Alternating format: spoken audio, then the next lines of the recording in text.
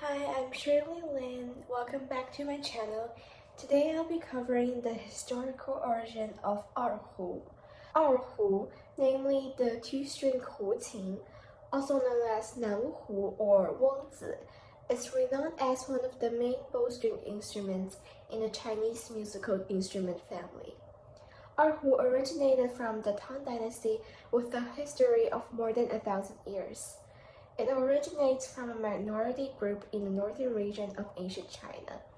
It was originally called Jiqin and Xiqin, and the earliest recorded text of Jiqin was in the poem 燕容山人始停诗 by Meng Haoran, a poem of the Tang Dynasty. He writes, "Bamboo leads to bring the Qing melody here, and flowers invite to carry you wine over." Chen Yang, a scholar of the Song Dynasty, wrote in his book of music that the Xiqin is also a Hu music. The poet Sun Shen of the Tang Dynasty wrote, "The army set up wine for the returning guest with the huqin, pipa, and qiang flute," which indicates that huqin has been popular since the Tang Dynasty. The structure of the erhu consists of the barrel, skin, shaft, strings, bow, jack, yard, centel, and tone pad. The barrel is an important part of the erhu, which is the resonating body that vibrates the sound of the skin after stroking the strings through the push and pulling motion of the bow. The skin is also an essential device for generating the sound. The shaft is the backbone of the erhu. There are two shafts which are used to adjust the pitch. The strings are one of the articulators of erhu and one of its sound sources. The jack is used to fix the strings. The yard is the vibrating medium between the strings and the skin of the instrument. The centel is the bottom bracket of erhu, which plays a role of decorating and stabilizing the body. Last but not least, the tone pad can solve the wolf sound of the erhu and eliminate the emptiness of the sound, making it more concentrated and rich. Erhu's development has gone through four main periods: the Song Dynasty, the Yuan Dynasty, the Ming and Qing dynasties, the contemporary period, and the early years of New China, with the huqin having been played at a very high performance level in the Song Dynasty. By the Yuan Dynasty, the principles of making huqin were further elaborated. By the Ming and Qing dynasties, the huqin had spread to the north and south of the country.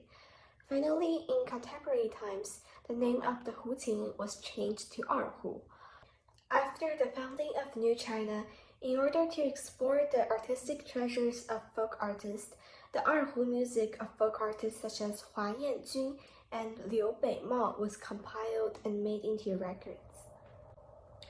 Among the numerous famous erhu songs, the most well-known two are called Moon Reflected in the Second Spring and Listen to the Pines. Both pieces are the representative work of Chinese folk musician Hua Yanjun, also known as Abi. They were compiled by musician Mr. Yang Yingliu according to Abi's performance in the early 1950s, and soon became popular across the country after being made into records. This piece of music reveals the thoughts and emotions of a blind artist who has experienced the bitterness and pain of human suffering. It shows the unique folk performance skills and styles, as well as the unparalleled profound artistic conception, and demonstrates the unique charm of Chinese erhu art. It broadens the expressiveness of erhu art, winning the 20th Century Chinese Music Classic Award. Moon Reflected in the Second Spring is not only enjoyed in the field of folk music, but has also been adapted into various performance forms, such as violin solo, string quartet, folk music ensemble, etc. Meanwhile, Listen to the Pines, also known as Listen to Song, depicts the great patriotic general Yue Fei of the Song Dynasty with boldness and vigor. Although Listen to the Pines and Moon Reflected in the Second Spring are both masterpieces by Abi, Their compositional techniques, musical temperament, and musical tone are very different. Moon Reflected in the Second Spring is the lyrical subtlety of delineation, while Listen to the Pines is a dramatic and bold expression. The former is soft with rigid temperament, the latter is rigid with soft character. If Moon Reflected in the Second Spring is a heartbreaking confession of human injustice, then Listen to the Pines is a tidal wave of emotion that bursts forth from the heart. If Moon Reflected in the Second Spring is a toned poem of sorrow and anger, then Listen to the Pines is a majestic battle hymn of righteous indignation.